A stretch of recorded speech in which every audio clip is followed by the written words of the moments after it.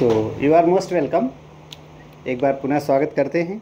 अब तक हम लोगों ने अंग्रेज़ों के बारे में पढ़ा कि अंग्रेज़ कलकत्ता में, सूरत में और बम्बई, मद्रास में कैसे कैसे अंग्रेज़ों ने अपना प्रसार किया। अब हम एक अन्य यूरोपीय शक्ति के बारे में चर्चा करेंगे जिसका नाम है फ्रांसीसी। अगर हम देखें तो ये ब्रिटेन है और ये यूरोप का ही हिस्सा है और ये अंध महासागर का जो उत्तरी हिस्सा है, उत्तरी अटलांटिक महासागर में इंग्लिश चैनल है। ब्रिटेन और इस आइबेरियन प्रायद्वीप, आइबेरियन प्रायद्वीप बोला जाता है, यह फ्रांस और ब्रिटेन के बीच इंग्लिश चैनल है। और यहाँ ऊपर ये हॉलैंड है जहाँ से डच आए हुए थे। इसके बाद फ्रांस है, ये पुर्तगाली जो पी लिखा हमने, और ये स्पेन देश है। अब हम जो चर्चा करने जा रहे हैं फ्रांसीसी शक्तियों के बारे में। फ्रांसीसी कैसे भारत आए, कैसे कैसे उन्होंने विस्तार लिया, इन सब बातों को देखते हैं। तो जब देखा कि पुर्तगाली यहाँ से खूब लाद के ले जा रहे हैं, यूरोप में 60 गुना मुनाफा कमा रहे हैं, इधर अंग्रेज़ों में होड़ लगी हुई है, तो फ्रांस में भी, तो जो फ्रांस का राजा था लुई 14वां, फ्रांस का राजा लुई 14वां और वहाँ का प्रधानमंत्री कोलबर्ट, उसने फ्रांसीसी कंपनी देश इंडसे ओरिएंटलेस 1664 में स्थापित हुई थी। ये सरकारी कंपनी थी। तो वहाँ की सरकार ने क्या किया, फ्रांस की सरकार ने 10 वर्ष की गारंटी दी, कही कि जाओ व्यापार करो, अगर इस दौरान तुम्हें कोई घाटा होता है तो इसकी जिम्मेदारी हम लेते हैं। तो फ्रांस की सरकार ने 10 वर्ष की गारंटी तथा 30 लाख फ्रैंक वहाँ की मुद्रा है, तो 10 वर्ष की गारंटी और 30 लाख फ्रैंक दिया। किसको? कंपनी देश इंडसे ओरिएंटलेस कंपनी को। एक कंपनी भारत आई, और भारत आई, इसमें जो सबसे बड़ा रोल प्ले करने वाला है फ्रांसीसी गवर्नर डुप्ले। ये प्रथम व्यक्ति है कि जो फ्रांसीसी साम्राज्य को स्थापित भारत में करता है। इसने कहा था, इसने स्वप्न देखा था, पहला व्यक्ति है जिसने मुगल साम्राज्य के खंडहरों पर यूरोपीय साम्राज्य स्थापित करने का स्वप्न देखा था। तो ये डुप्ले था। तो जब आते हैं ये, तो देखते हैं कि फ्रांसिस कैरो, और सबसे पहले सूरत में इनकी निगाह पड़ती है। 1668 में सूरत में अपनी कोठी स्थापित करते हैं, पहली कोठी। ये भी सूरत में करते, अंग्रेज भी सूरत में पहली कोठी स्थापित की थी। और फ्रांसिस कैरो यहाँ पे आता है, और फिर अगले साल 1669 में मसूलीपट्टनम आंध्र प्रदेश में पड़ता है, जिसे मछलीपट्टनम या मसूलीपट्टम भी कहते हैं। और फ्रैंक मार्टिन ने क्या किया कि पांडिचेरी को मुख्य केंद्र बनाया। ये 1674 ईस्वी में पांडिचेरी। तो ये था फ्रांसीसियों का विस्तार। अब देखते हैं कि इधर अंग्रेज हैं, और अंग्रेज भी हैं, पुर्तगाली भी हैं, और इधर फ्रांसीसी हैं। अब इन शक्तियों के बीच टकराव की स्थिति आती है। तो अब क्या करते हैं कि अंग्रेजों का रूल था, एक तरीका था डिवाइड एंड रूल, फूट डालो शासन करो। अब यहाँ पे अंग्रेज शुरुआत कैसे करते हैं जरा देखते हैं। तो 3 कर्नाटक युद्ध हुए, और 3 निर्णायक कर्नाटक युद्ध हुए। एक एक के बारे में हम लोग जिक्र करेंगे। तो मैं इसे मिटाना चाहूँगा, आप चाहें तो इसको नोट कर लें या स्क्रीनशॉट ले लें।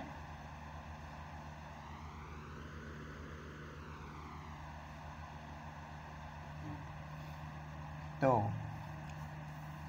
अब अंग्रेजों और फ्रांसीसियों के मध्य संघर्ष शुरू होता है, और वो संघर्ष इस प्रकार शुरू होता है कि 3 कर्नाटक युद्ध होते हैं उस समय। कर्नाटक युद्ध, ये बड़ा फेमस कर्नाटक युद्ध है, कर्नाटक युद्ध। और ये होता है अंग्रेज और फ्रांसीसियों के मध्य। अंग्रेज एक तरफ होते हैं, एक तरफ फ्रांसीसी होते हैं। और कुल 3 कर्नाटक युद्ध होते हैं। पहला कर्नाटक युद्ध होता है फर्स्ट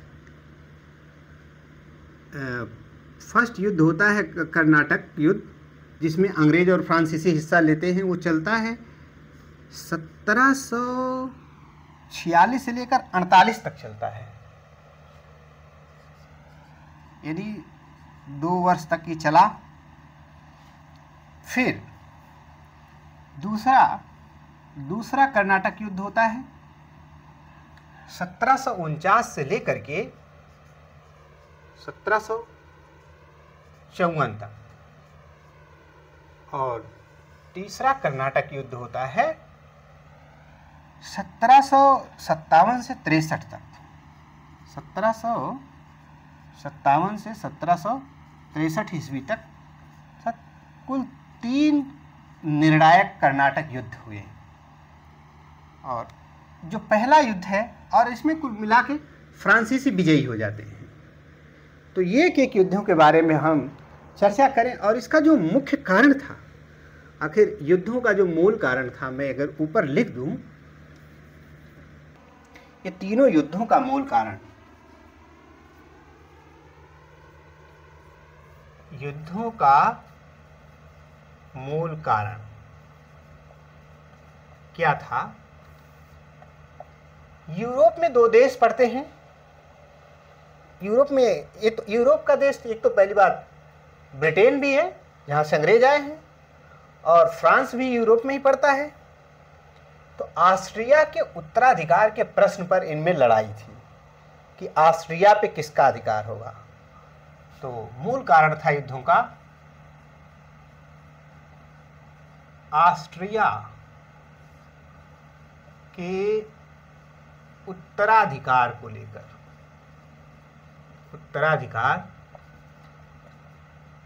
लेकर, संघर्ष था इन दोनों शक्तियों के बीच, ब्रिटेन और फ्रांस के बीच।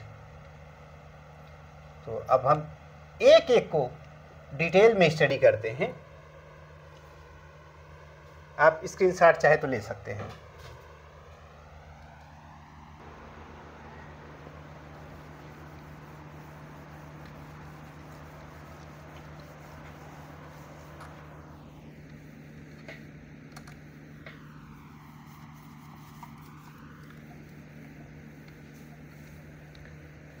प्रथम कर्नाटक युद्ध। प्रथम कर्नाटक युद्ध, जैसा कि हमने तिथि मेंशन कर दी थी कि 1746 से लेकर के 1748 तक चला। अब इसमें क्या हुआ था, जरा इस बात को देखिए। इसका जो तात्कालिक कारण था, आखिर ये हुआ क्यों? तात्कालिक कारण अगर पूछा जाए कि प्रथम कर्नाटक, वैसे वास्तव में इनमें लड़ाई तो चल रही थी ऑस्ट्रिया के उत्तराधिकार को लेकर के, लेकिन उसी बहाने यहाँ पे भी इनके अंदर प्रतिद्वंदिता शुरू हो जाती है। तो पहला कर्नाटक का युद्ध होता है, तात्कालिक कारण होता है बर्नेट नामक एक अंग्रेज था। बर्नेट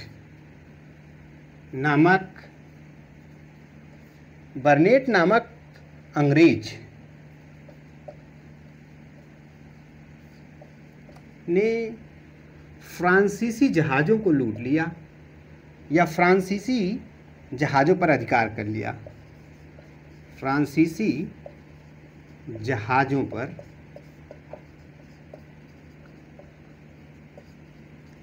अधिकार कर लिया। अब इससे क्या हुए कि फ्रांसीसी रुष्ट हो गए। जब फ्रांसीसी रुष्ट हो जाते हैं तो उस दौरान अब इसका बदला अब दूसरे तरीके से लेते हैं। यहाँ पे अगर मैं भारत का पेनिनसुलर इंडिया यानी प्रायद्वीपीय भारत की बात अगर करूँ, ये गुजरात वाला हिस्सा हो गया,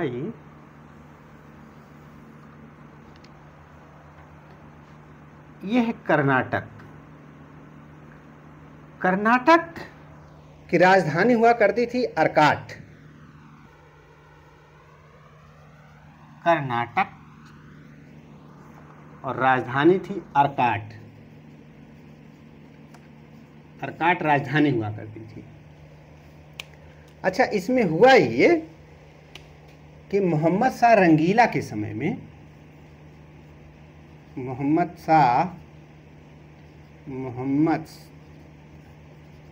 शाह रंगीला जो मुगल बादशाह था, मोहम्मद शाह रंगीला के समय में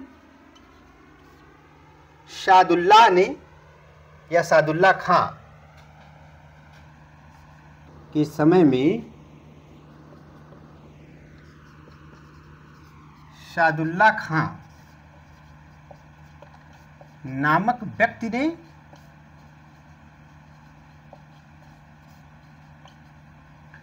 स्वतंत्र कर्नाटक राज्य की स्थापना की। स्वतंत्र कर्नाटक राज्य की स्थापना की।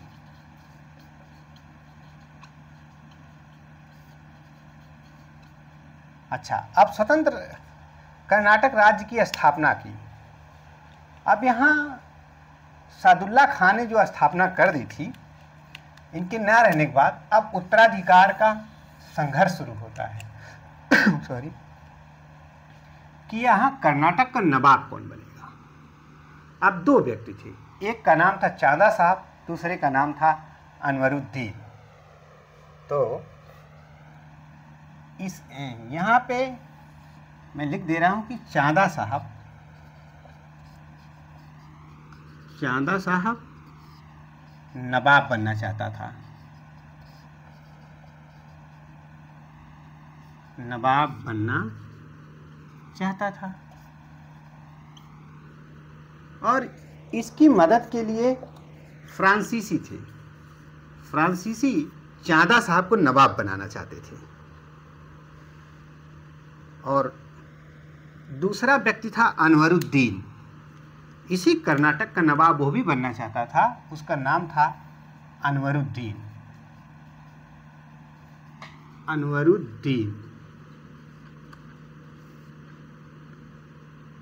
और इसका साथ दे रहे थे अंग्रेज।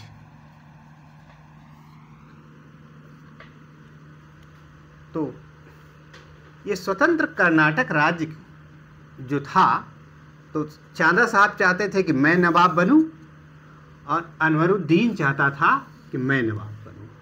तो अनवरुद्दीन की मदद करने के लिए अंग्रेज तैयार थे और फ्रांसीसी चांदा साहब की ओर से तैयार थे। तो अब धीरे धीरे इन लोगों की प्रतिद्वंदिता का लाभ अंग्रेज और फ्रांसीसी आपस में लेने लगे। ये लोग अपने प्रतिष्ठा का सवाल बना लेते हैं। तो थोड़ा सा इसे बिटाएं। तो होता क्या है,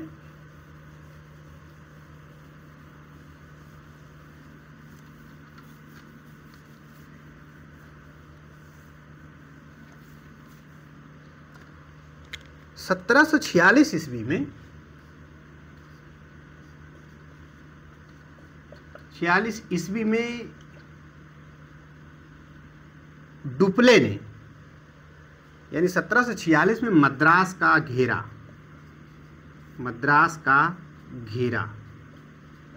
मतलब किसने डाला? फ्रांसीसियों ने। डुप्ले ने मद्रास पर घेरा डाल दिया। ये फ्रांसीसी गवर्नर था, डुप्ले ने मद्रास पर घेरा डाला।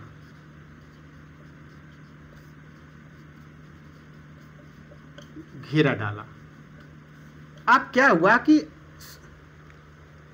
घेरा डालने के बाद मद्रास पर अधिकार कर लिया। फ्रांसीसियों ने फलस्वरूप मद्रास पर अधिकार कर लिया। फ्रांसीसी मद्रास पर अधिकार कर लिए।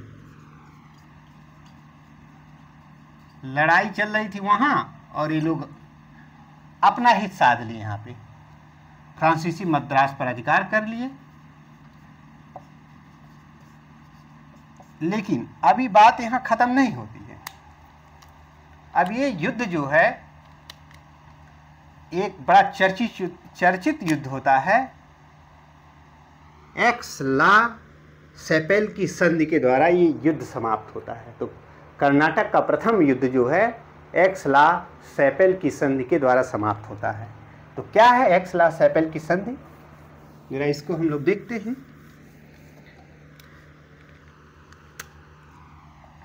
ऑक्सला, कहीं कहीं एक्स ला लिखा रहता है, ऑक्सला, ऑक्सला सैपेल की संधि, ये बड़ी इंपॉर्टेंट संधि है, मैं इसको थोड़ा रिमार्क करूंगा।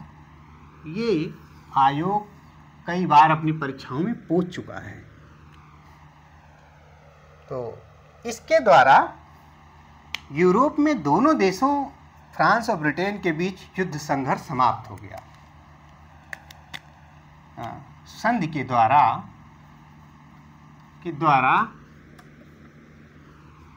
यूरोप में दोनों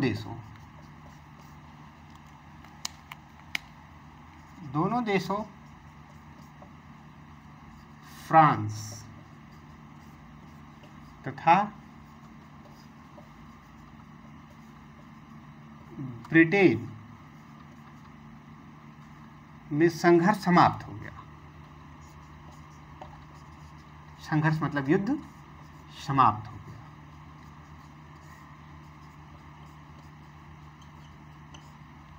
अब एक्सला और मद्रास पुनः अंग्रेजों को दे दिया गया। जब ये संधि हुई, एक्सला सैपेल की संधि हुई, उस संधि के तहत ये कहा गया कि जो आपने हमारा मद्रास लिया है, अब फ्रांसीसी क्या करेंगे, मद्रास लौटा देंगे अंग्रेजों को।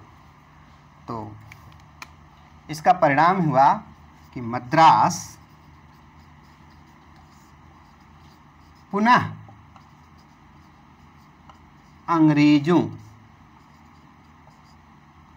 अंग्रेजों को दिया गया। तो ऐसे तो दिया नहीं जाएगा, बदले में कुछ तो चाहेगा। बदले में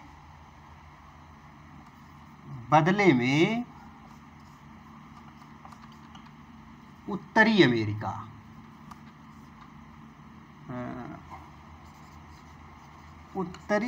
अमेरिका का कुछ भाग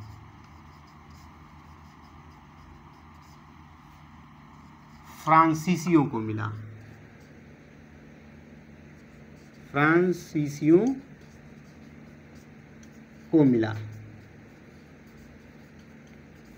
तो इस तरह से प्रथम कर्नाटक युद्ध समाप्त हुआ। एक्सला सैपेल की संधि के माध्यम से मद्रास अंग्रेजों को वापस मिल गया और उत्तरी अमेरिका का कुछ भाग जो अंग्रेजों के अधीन था, वो मिल गया फ्रांसीसियों को। अब हम देखेंगे द्वितीय कर्नाटक युद्ध। तो अब हम लोग देखेंगे कर्नाटक के दूसरे युद्ध के बारे में।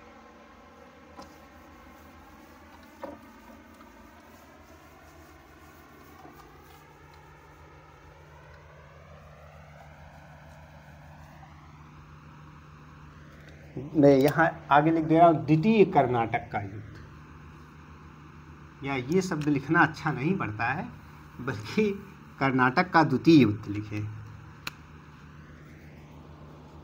कर्नाटक का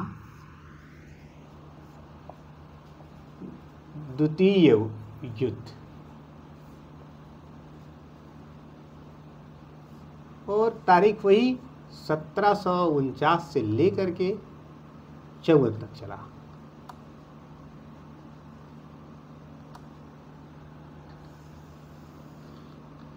तात्कालिक कारण, आखिर एक कारण क्या था संघर्ष का कारण?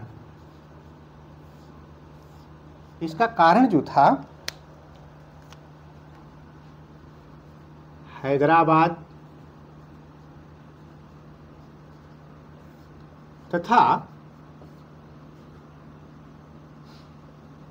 हैदराबाद और तथा कर्नाटक कर्नाटक रियासतों के मध्य उत्तराधिकार का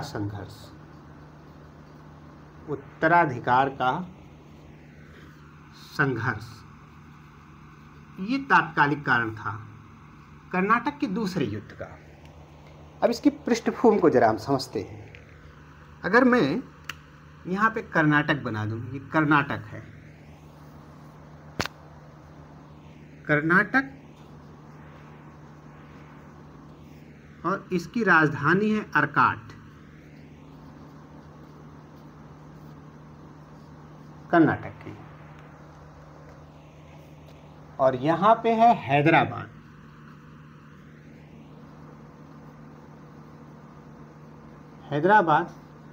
और राजधानी इसका जो बनाते त्रिचनापल्ली, त्रिचुरापल्ली भी होता है लेकिन त्रिचनापल्ली, ठीक। अब इन दोनों रियासतों में होता क्या है कि यहाँ दो लोगों के बीच लड़ाई होती है। अंग्रेज साथ देते हैं अनवरुद्दीन का और फ्रांसीसी चांदा साहब का। तो यहाँ पे अनवरुद्दीन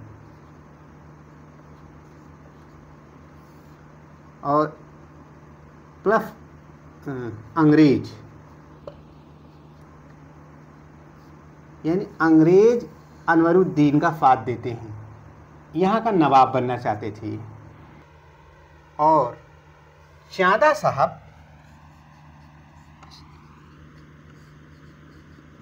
साहब की ओर से फ्रांसीसी थे।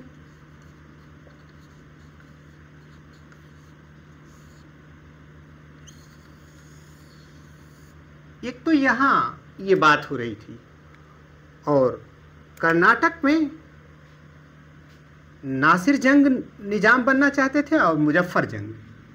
तो मैं इससे थोड़ा सा पेन डार्क करें, यहाँ पे नासिर जंग हैदराबाद में निजाम बनते थे और यहाँ पर नवाब बनते थे, ठीक।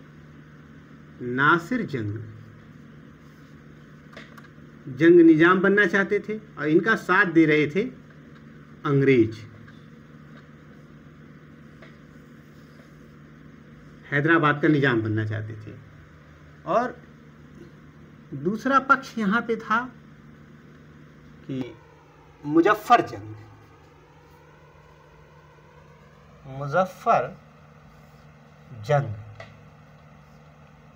और इनका साथ दे रहे थे फ्रांसीसी।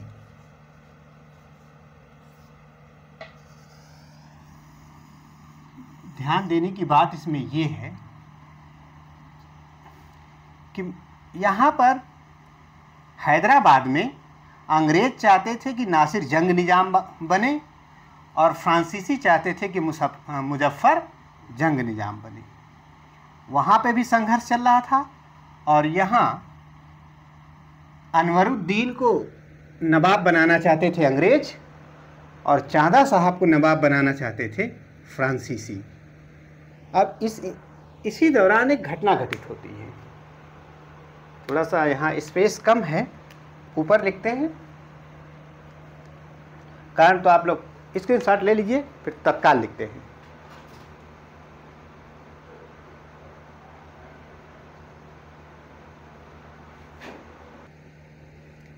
तो यहाँ पे थोड़ा सा मिटा रहे ऊपर। घटना घटित क्या होती है इस सेकंड कर्नाटक युद्ध में कि अंबर का युद्ध होता है। इसी कर्नाटक युद्ध के अंतर्गत अंबर का युद्ध, अंबर की लड़ाई होती है 1749 में। 1749 में, और इस अंबर की लड़ाई में अनवरुद्दीन मारा गया।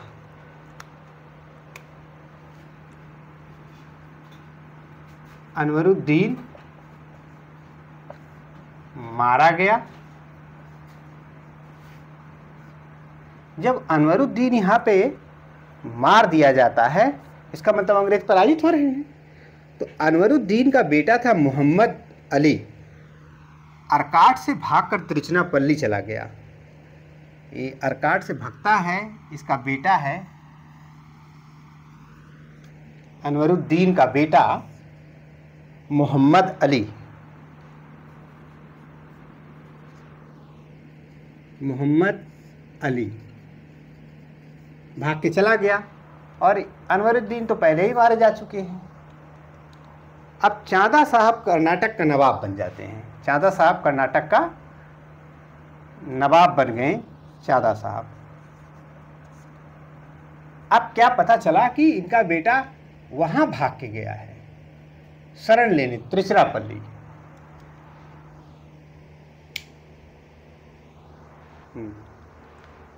तो अब एक तो अंबर के युद्ध में अनवरुद्दीन मारा गया और उसका बेटा मोहम्मद अली भागकर त्रिचनापल्ली चला जाता है शरण के लिए। क्यों जाता है? जरा एक बात यहाँ देखें, यहाँ भी फ्रांसीसियों की विजय होती है और यहाँ पर नासिर जंग 1750 में नासिर जंग मारा जाता है। जब नासिर जंग मारा गया तो मतलब यहाँ भी अंग्रेजों की हार हो जाती है। अब यहाँ पर मुजफ्फर जंग निजाम बन जाता है हैदराबाद का। तो हैदराबाद का निजाम मुजफ्फर जंग बन जाता है और अर्काट का या कर्नाटक का नवाब चांदा साहब बन जाते हैं। इस तरह से डुप्ले की सहायता से दोनों युद्ध, अर्काट का युद्ध भी जीत लेते हैं फ्रांसीसी और त्रिचनापल्ली वाला भी युद्ध फ्रांसीसी जीत लेते हैं। तो इन चीज़ों को मिटा के थोड़ा कुछ तथ्य लिखने पड़ेंगे हमें।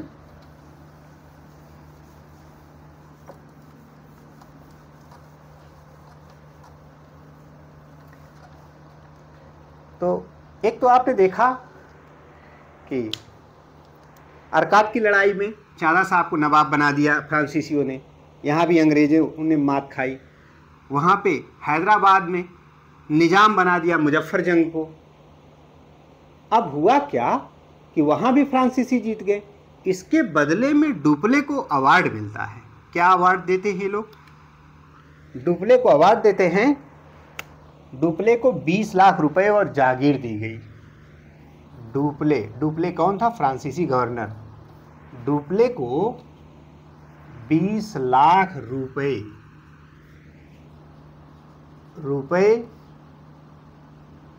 ये बात किसको? डुप्ले को, तथा जागीर दी गई।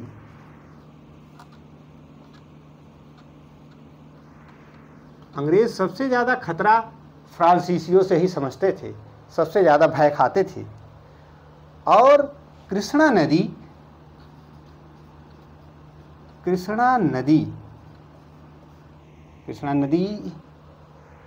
से दक्षिणी सागर तट तक, कृष्णा नदी से लेकर कृष्णा नदी से दक्षिणी सागर तट तक, दक्षिणी सागर तट तक। अब आप सोच सकते हैं कि दक्षिणी तक के क्षेत्र में गवर्नर डुप्ले, मतलब इस क्षेत्र का गवर्नर डुप्ले कौन था? फ्रांसीसी गवर्नर। डुप्ले को बनाया गया।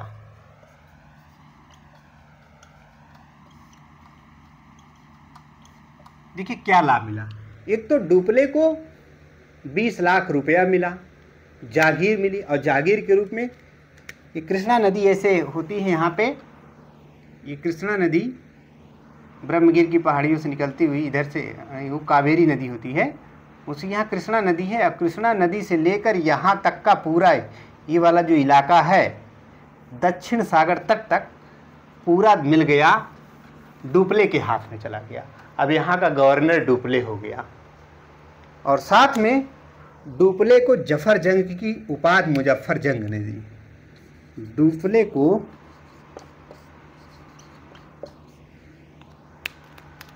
को जफर जंग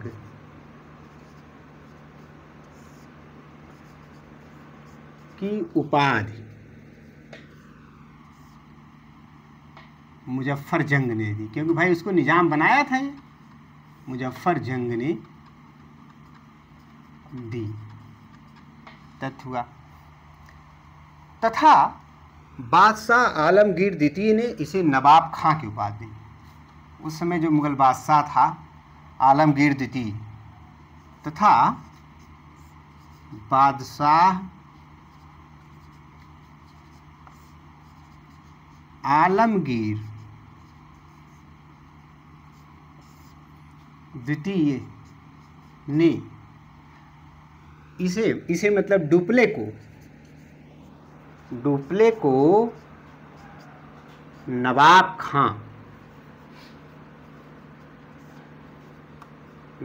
खां की उपाधि दी।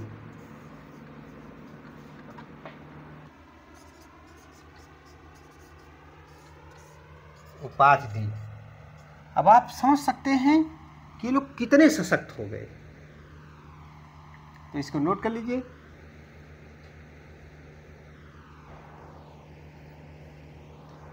अब यहां तक तो फ्रांसीसी सक्सेस हुए, लेकिन अभी कहानी आगे मोड़ लेती है।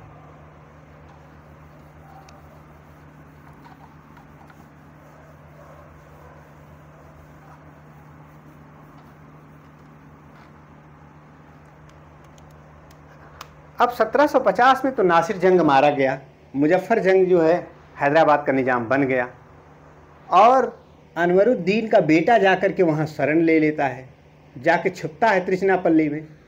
और तब यहाँ फ्रांसीसियों को और चांदा साहब को लगा कि हमारा दुश्मन तो वहाँ चला गया है, अब क्या करते। फिर यहाँ मैं एक बात लेता हूँ।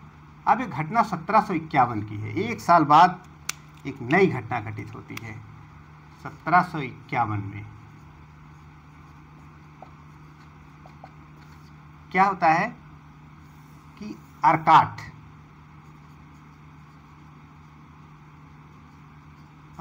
माने कर्नाटक का जो राजधानी है, और यहाँ हैदराबाद में जो त्रिचनापल्ली है, त्रिचनापल्ली।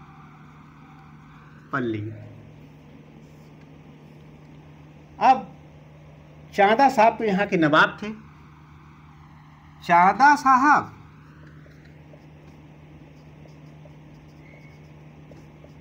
और फ्रांसीसी ये लोग सोचे कि हमारा दुश्मन अनवरुद्दीन का बेटा मोहम्मद अली जाके यहाँ छिपा है। मोहम्मद अली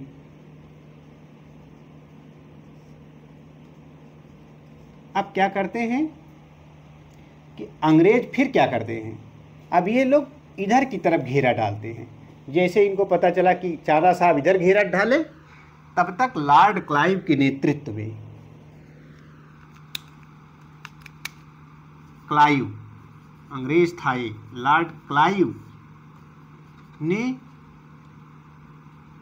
1751 में क्लाइव ने अर्काट का घेरा डाल दिया, इधर की तरफ कूच कर दिया, घेरा डाला, और चांदा साहब पुनः अपना ही राज्य चांदा साहब बचाने के लिए दौड़े।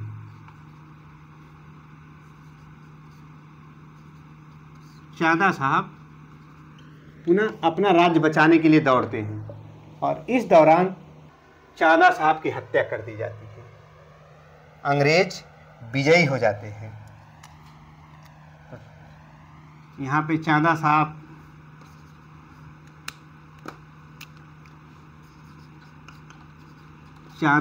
की हत्या, अंग्रेज विजयी।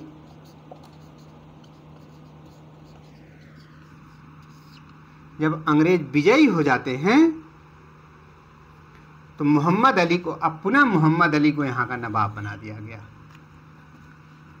अर्काट का पुनः नवाब बना, जो अनवरुद्दीन का बेटा था मोहम्मद अली, अंग्रेज क्लाइव की मदद से मोहम्मद अली नवाब बन गया, और चांदा साहब की मृत्यु हो जाती है, मार दिए जाते हैं। अच्छा, हत्या। अब इसके बाद अर्काट की घेरे की सफलता का श्रेय सेनापति क्लाइव को जाता है।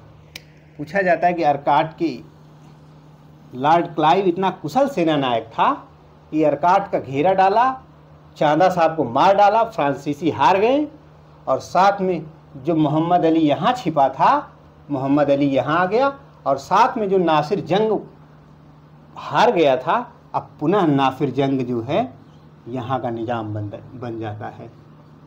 नासिर जंग निज़ाम बन गया। किसकी मदद से? अंग्रेज़ों की मदद से, लॉर्ड क्लाइव की मदद से। तो अब आगे अंतोगत्वा यहाँ अंग्रेज़ों की विजय हो जाती है, और जो मुजफ्फर जंग था, मुजफ्फर जंग का विरोधियों द्वारा हत्या कर दी गई, जिसे फ्रांसीसियों ने निजाम बनाया था हैदराबाद का, वो मुजफ्फर जंग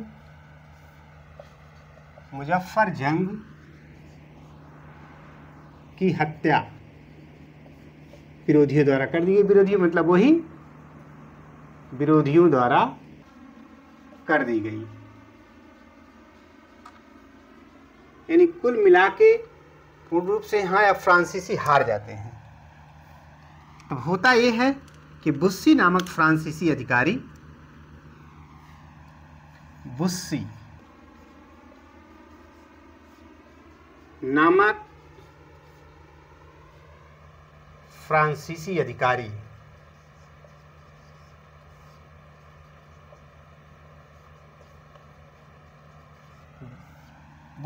फ्रांसीसी अधिकारी सलावत जंग,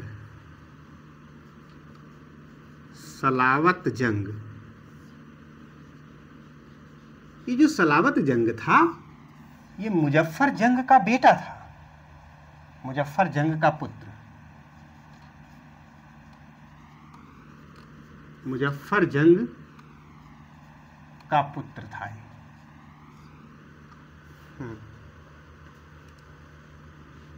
बुस्सी नामक जो फ्रांसीसी अधिकारी था, अब सलावत जंग के बेटे मुजफ्फर जंग के बेटे सलावत जंग को निजाम घोषित कर दिया। अभी भी लड़ाई ख़त्म नहीं हुई। वो उनको मार डाले तो उन्होंने नासिर जंग को निजाम घोषित किया। फ्रांसीसियों ने क्या किया? मुजफ्फर जंग के मरने के बाद उसके बेटे सलावत जंग को निजाम घोषित कर दिया। और वो करने वाला कौन था? बुस्सी, ये फ्रांसीसी अधिकारी था।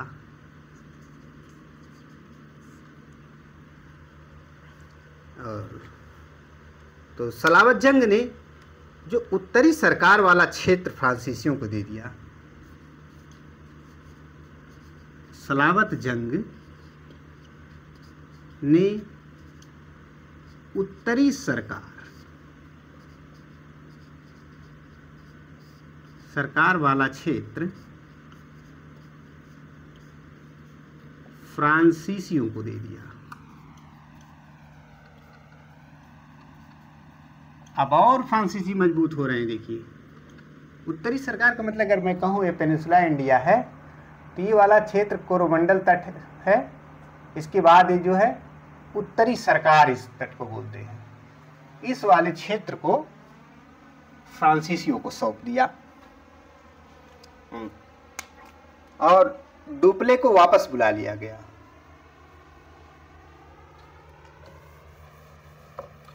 जो डुप्ले था उसको वापस बुला लिया गया और गोडेहू का गवर्नर बनाया गया। डुप्ले, अब बुस्सी ने काम कर दिया, अब डुप्ले को वापस बुला लिया जाता है। डुप्ले को वापस बुला लिया जाता है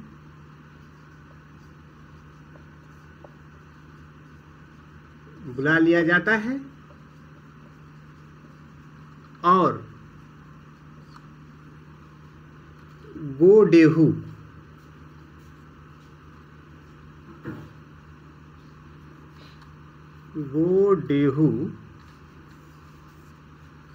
का गवर्नर बना दिया जाता है।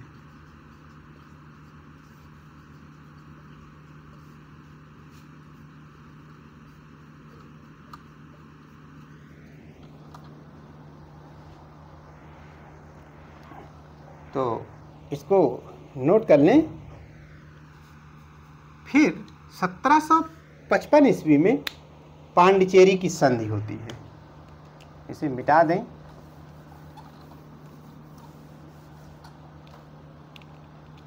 सत्रह सौ पचपन में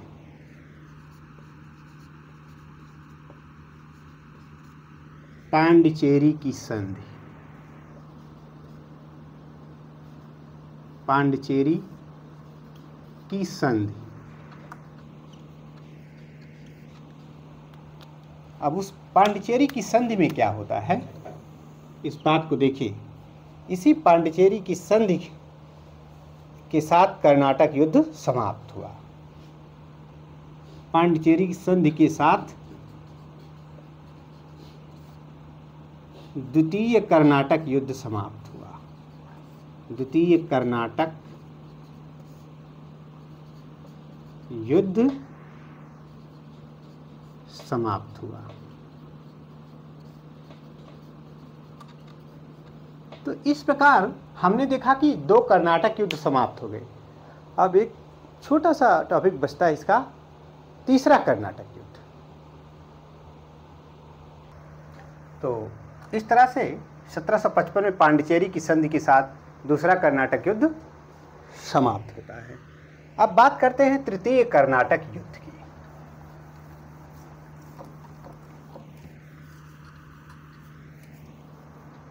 तृतीय कर्नाटक युद्ध 1757 से लेकर 63 तक।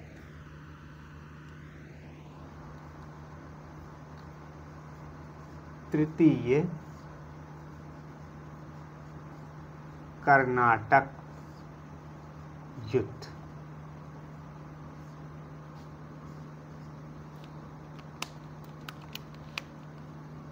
सत्रह सौ 57 से 63। इसके बीच मेन घटना को हम जानते हैं। आखिर इसका कारण क्या था? तो 1756 से लेकर 63 तक दोनों देशों के बीच सप्तवर्षीय युद्ध। यूरोप में कारण, अगर मैं कहूं कि इसका कारण क्या था, तो यूरोप में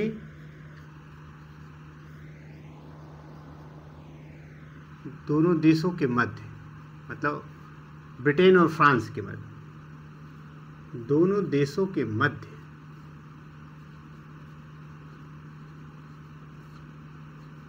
सप्तवर्षीय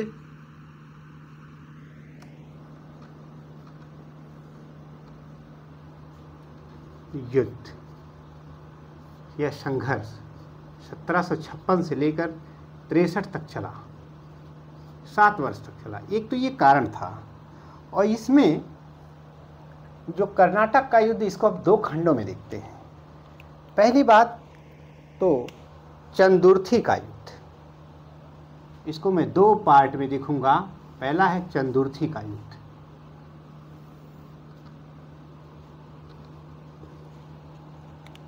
चंदुर्थी का युद्ध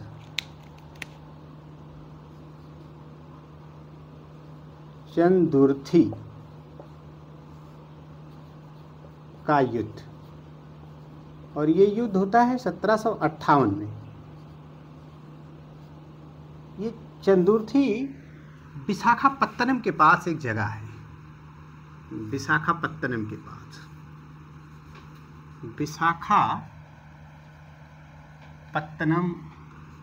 के पास। इसमें अंग्रेजों ने फ्रांसीसियों को पराजित किया।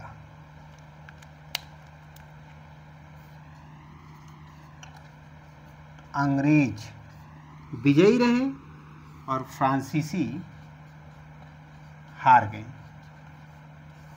फ्रांसीसियों की पराजय होती है। फिर अगला निर्णायक युद्ध होता है 2 साल बाद, वांडीवास का युद्ध। वांडीवास ये तमिलनाडु में पड़ता है। वांडीवास का युद्ध, वांडीवास का युद्ध बहुत महत्वपूर्ण युद्ध है।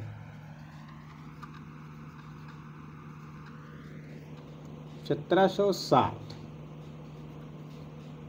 1760 ईस्वी में। और इसमें जो अंग्रेज सेनापति था आयरकूट था, अंग्रेज सेनापति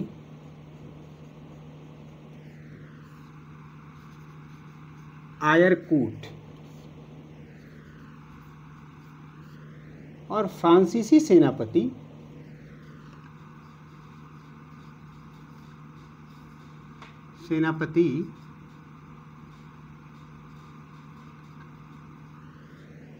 लाली था, काउंट लाली या काउंट लाली बोला जाता है इसे, काउंट लाली। मैं शार्ट में लाली लिख रहा हूँ, लाली। अब इसमें भी आयरकूट विजयी होता है और लाली पराजित होकर, जब लाली पराजित हो जाता है, पराजित होकर के काउंट लाली भाग खड़ा होता है। कहाँ पे चला जाता है? पांडिचेरी में। ये पराजित होकर के चला जाता है पांडिचेरी में। थोड़ा सा ऊपर हम मिटाएंगे।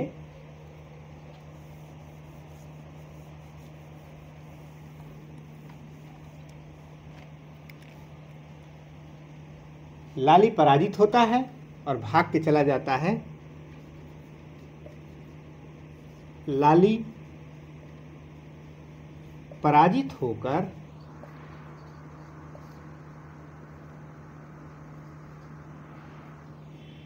भागकर पांडिचेरी में शरण लेता है। पांडिचेरी में शरण लिया, शरण लेता है। अंग्रेजों ने पांडिचेरी को भी घेर लिया। अंग्रेजों ने पांडिचेरी को भी घेर लिया,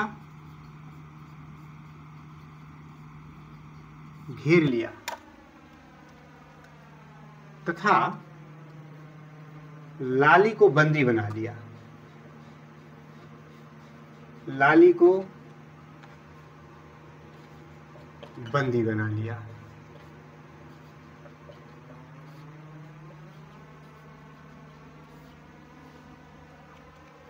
जब लाली को इसने बंदी बना लिया, फिर ये युद्ध पेरिस की संधि 1761 के द्वारा समाप्त हो जाता है।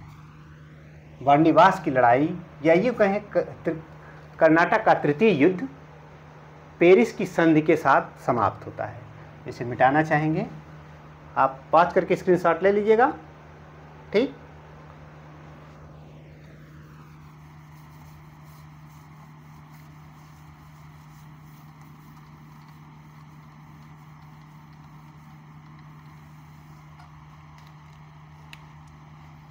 पेरिस की संधि,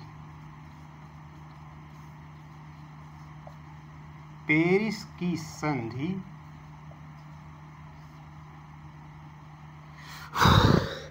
1763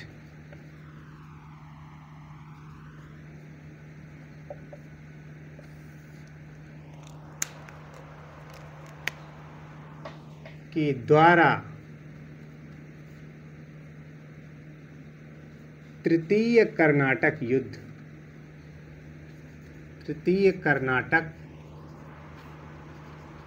युद्ध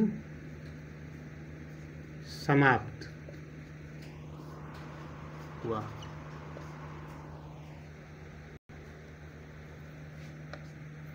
और लाली को फ्रांस वापस बुला लिया गया।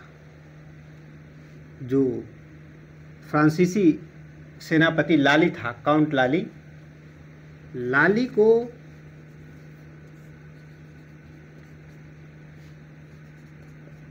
फ्रांस वापस बुला लिया गया।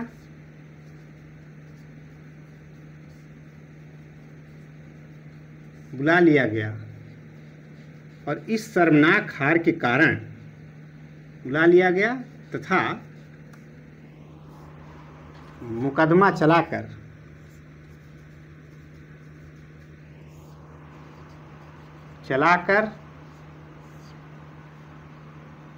फांसी दे दी गई।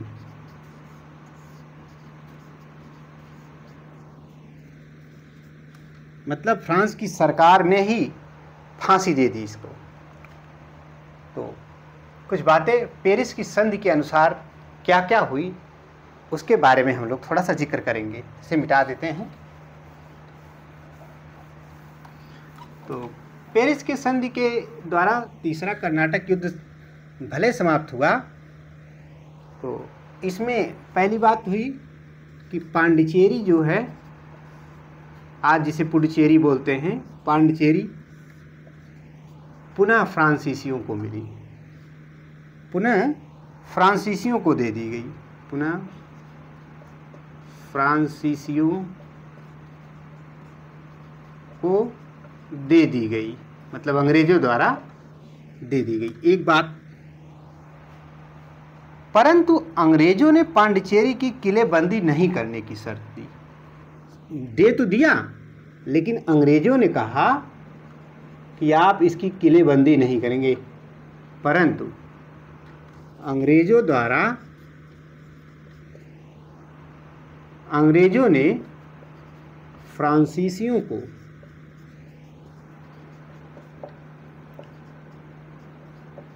पांडिचेरी की किलेबंदी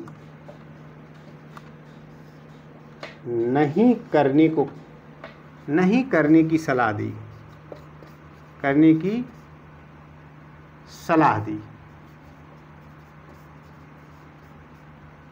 क्या कि आप ये शर्त रखी, सलाह नहीं बल्कि मैं ये बात कहूँगा, नहीं करने की शर्त रखी। सलाह तो अलग चीज़ होती है, शर्त रखी। कहा कि ठीक है, हम पांडिचेरी हम आपको वापस दे रहे हैं, लेकिन पांडिचेरी की किलेबंदी आप नहीं करेंगे। और साथ में तब तक ये हुआ कि फ्रांस में लुई 15वां का शासनकाल था। कंपनी को वापस बुला लिया गया, कंपनी को बंद कर दिया गया और फ्रांसीसी भारत से चले गए। तो मैं यहाँ लिख दे रहा हूँ, फ्रांस में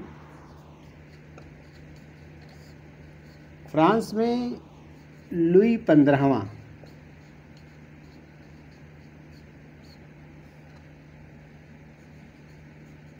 के शासनकाल में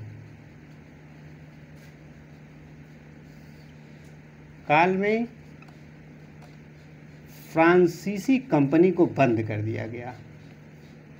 फ्रांसीसी कंपनी को बंद कर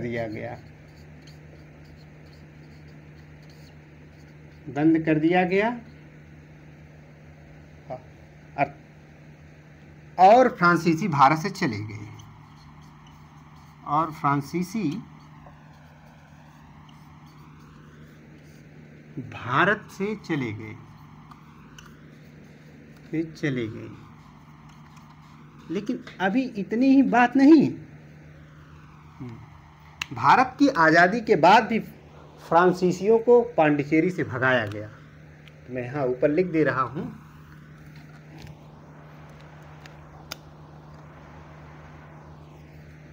भारत की आज़ादी के बाद भी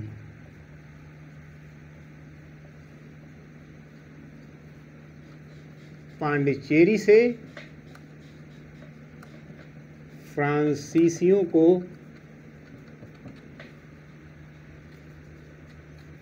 भगाया गया। जो बचे खुचे रह गए थे उनको आज़ादी के बाद भगा दिया गया। इस तरह से फ्रांसीसी कंपनी समाप्त हो जाती है।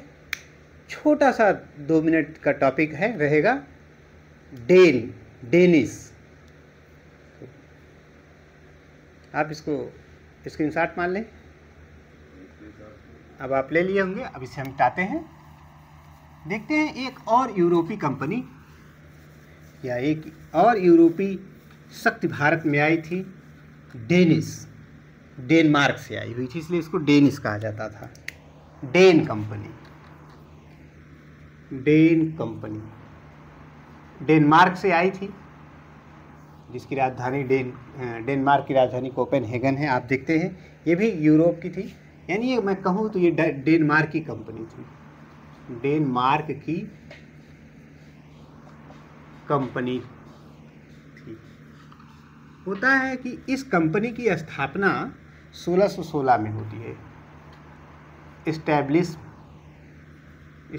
होती है ये कंपनी 1616 में, और 1616 में ये कंपनी बनी,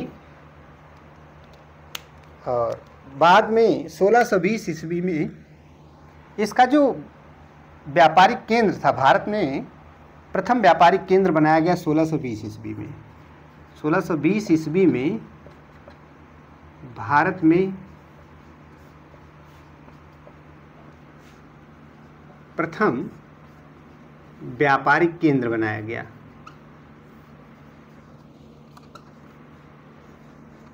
केंद्र बनाया इस कंपनी ने, और इसका जो उद्देश्य था, इस कंपनी का उद्देश्य बस 2 उद्देश्य थे। पहला तो इसका था कि भाई धर्म प्रचार पहले स्थान पर था, धर्म प्रचार प्रथम स्थान पर, और दूसरा उद्देश्य व्यापार था। और इस कंपनी का विलय लास्ट में क्या करते हैं, इस कंपनी का विलय, the collaboration east India company में कर दिया गया। ईस्ट इंडिया कंपनी में कर दिया गया। तो अभी तक यूरोप से आने वाली जितनी यूरोपीय जातियां थी, यूरोपीय शक्तियां थी, उनका हम लोगों ने अध्ययन किया। एक कोड याद रखेंगे कि इनके आने का क्रम क्या है, तो मैं इसे मिटा के ये कोड लिख दे रहा हूं। कोई पूछे कि पहले कौन आया था, तो आप इस कोड को कह सकते हैं PDADF।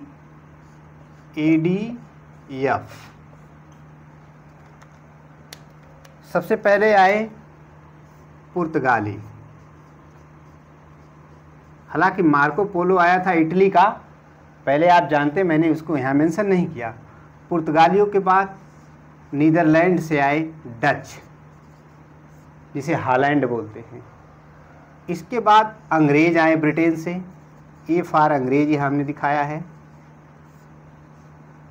और फिर डेनिश कंपनी आई, जो डेनमार्क से आए थे, डेनिश आए थे।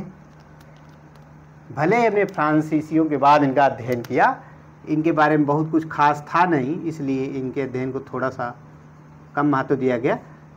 डेनिश आए, और सबसे अंत में आए फ्रांसीसी। तो पुर्तगाली सबसे पहले भारत में आते हैं और सबसे बाद में भारत से जाते हैं। तो इस तरह से भारत में आने वाली यूरोपीय शक्तियों का ये क्रम रहा, ये अध्ययन रहा। अब हम लोग इसके आगे का अध्ययन, नेशनल मूवमेंट इत्यादि पढ़ेंगे। आज के लिए इतना ही। आपका समय शुभ हो।